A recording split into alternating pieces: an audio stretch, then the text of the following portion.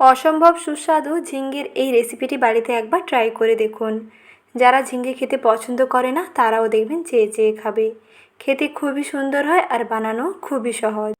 নমস্কার বন্ধুরা, আমি সাথী আমার কিচেনের আবারও এক নতুন রেসিপিতে আপনাদের সকলকে স্বাগত জানাই।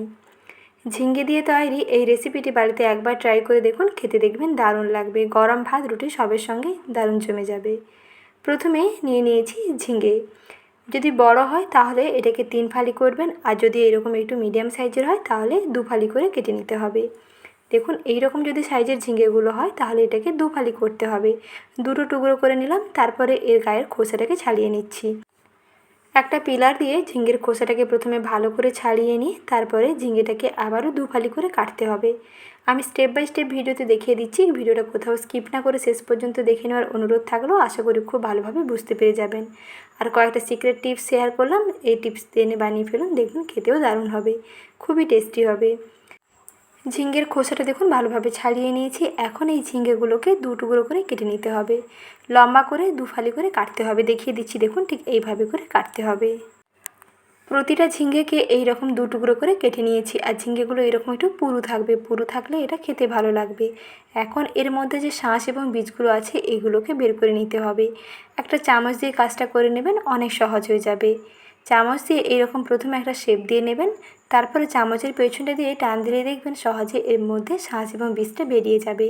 মোটামুটি ঝিঙ্গের একটা পকেট রেডি করতে হবে যাতে এর মধ্যে পুর ভরে নেওয়া যায়। তার জন্য নিজেদের পছন্দ মতো নিজেদের শেপ দিয়ে একটা এইরকম পকেট তৈরি করে নেবেন। আর এই ঝিঙ্গের শাঁসগুলো বীজগুলোকে কিন্তু ফেলবেন না, এটা কিন্তু সেই পুরের মধ্যেই ভরা হবে, তাই এগুলোকে রেখে দেবেন। আর এইভাবে একটা করে খোল রেডি করে নিতে হবে। দেখুন একটা সাইডে এরকম জোড়া লাগানো থাকবে আর অপর সাইডটা এরকম ফাঁকা থাকবে। আর ভেতরের যে বীজগুলো আছে এগুলোকে ভালো করে পরিষ্কার করে নিচ্ছি, যাতে এর মধ্যে স্টাফিংটা দিলে খুব ভালোভাবে স্টাফিং আটকে যায়। এর মধ্যে পুরটা যাতে খুব ভালোভাবে বসে যায় ঝিঙ্গের গায়ে, তার জন্য এরকম ভেতরটা এরকম পরিষ্কার করে নিলাম। আর এই শাঁসটা কিন্তু ফেলবেন না, এই শাঁসটা কিন্তু আবার পুরের মধ্যে ভরে নেওয়া যাবে। এইভাবে এক এক করে সমস্ত ঝিঙ্গের থেকে ভেতরের শাঁসগুলোকে বের করে নিয়েছি। আর এইরকম ঝিঙ্গের পকেট রেডি করে নিয়েছি। ঝিঙ্গের খোলগুলো রেডি হয়ে গেছে, আর ঝিঙ্গের যে শাঁসগুলোকে একটু এরকম হাত দিয়ে ম্যাশ করে নিচ্ছি। এগুলো যেহেতু খুবই নরম তাই এগুলোকে আর মিক্সার গ্রাইন্ডারে পেস্ট করার দরকার নেই, এরকম আলতো হাতে একটু আধো আধো করে একটু ম্যাশ করে নিলেই হবে। দেখুন ঝিঙ্গের বীজগুলোকে ভালো করে ম্যাশ করে নিয়েছি। আর এখন পুর রেডি করে নিচ্ছি। তার জন্য কিছু নিয়েছি মুসুর ডাল। আর মুসুর ডালগুলোকে আগে থেকে একটু ভিজিয়ে তারপরে জলটা ঝরিয়ে নিয়েছি। প্রায় 15 থেকে 20 মিনিট সময় নিয়ে ভেজানো ছিল। মুসুর ডালগুলো দেখুন বেশ জল শোপ করে নিয়ে অনেকটা কিন্তু ফুলে গেছে। তারপরে ধুয়ে ভালো করে পরিষ্কার করে নিয়েছি। এখন এই মুসুর ডালগুলোকে পেস্ট করে নেব। এখানে আর এক্সট্রা করে কোনো রকম জল দেওয়ার প্রয়োজন পড়বে না। এই ডাল ধোয়ার পরে যেই সামান্য জলটা থাকে সেই জলেই দেখবেন খুব সুন্দর পেস্ট হয়ে যাবে। আর এই ডালের যে পুর তৈরি হবে একটু শুকনো শুকনো করে বানাতে হবে, না হলে কিন্তু ঝিঙ্গের গায়ে আটকাবে না, তাই একটু শুকনো করে পুর বানাবেন। এর মধ্যে 4টে কাঁচা লঙ্কা দিয়ে এই ডালগুলোকে ভালো করে বেটে নিচ্ছি।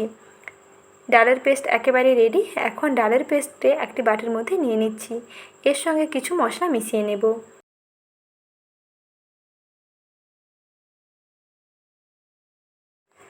একটি বাটির মধ্যে ডাল বাটা নিয়ে নিলাম।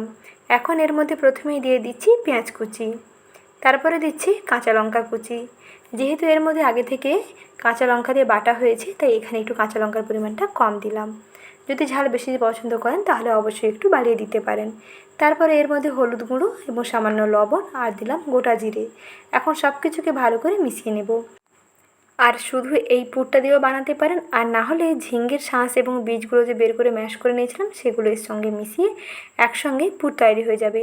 এটাও খেতে ভালো লাগবে, কারণ এটা বেশ একটু মিষ্টি মিষ্টি ধরনের হয়, তাই নুন ও চিনির ব্যালেন্সটা খুব ভালো হবে। এখানে আর এক্সট্রা করে চিনি অ্যাড করতে হবে না। ঝিঙ্গে একটু মিষ্টি মিষ্টি ধরনেরই হয়, মিষ্টি স্বাদের হয়, তাই এই ঝিঙ্গের বীজটা দিয়ে দিলে এই পুরটাও একটু মিষ্টি মিষ্টি হবে, খেতে একটু বেশ ভালো লাগবে।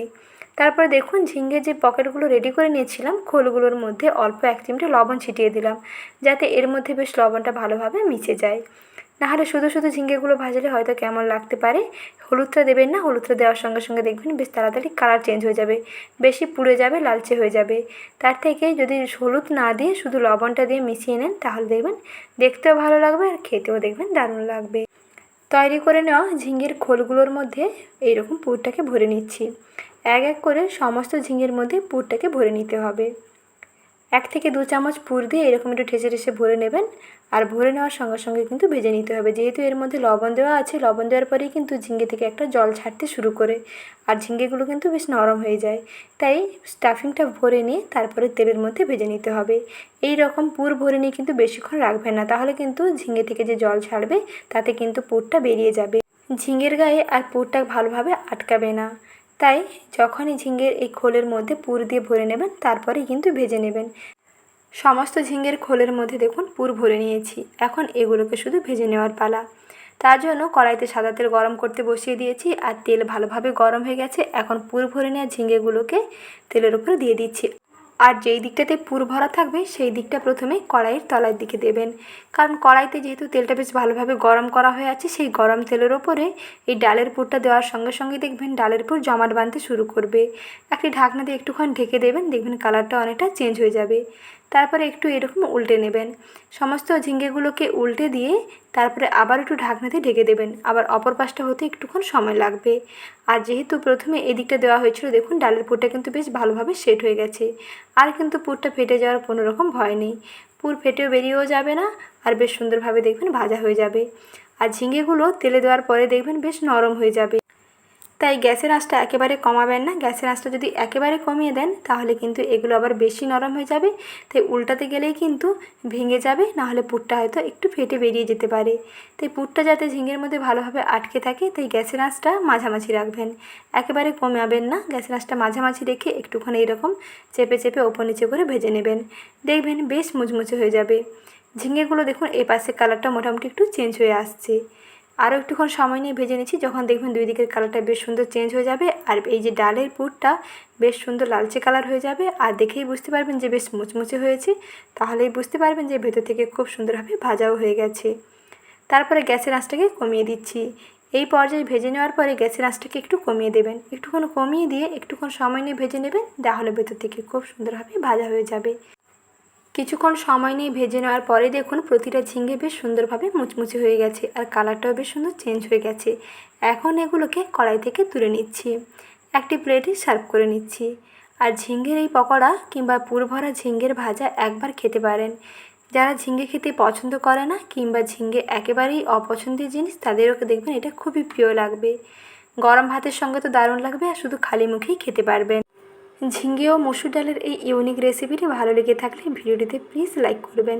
আর চ্যানেলে নতুন দর্শক বন্ধু হয়ে থাকলে চ্যানেলটিকে সাবস্ক্রাইব করে রাখবেন। এইরকম নতুন নতুন রেসিপিগুলো সময় মতন পেয়ে যাবেন। আজ এই পর্যন্ত, এখানে বিদায় নিচ্ছি। আবারও শীঘ্রই হাজির হব নতুন রেসিপি নিয়ে। পরবর্তী রেসিপি দেখার আমন্ত্রণ থাকলো। ভালো থাকবেন, সুস্থ থাকবেন। ধন্যবাদ।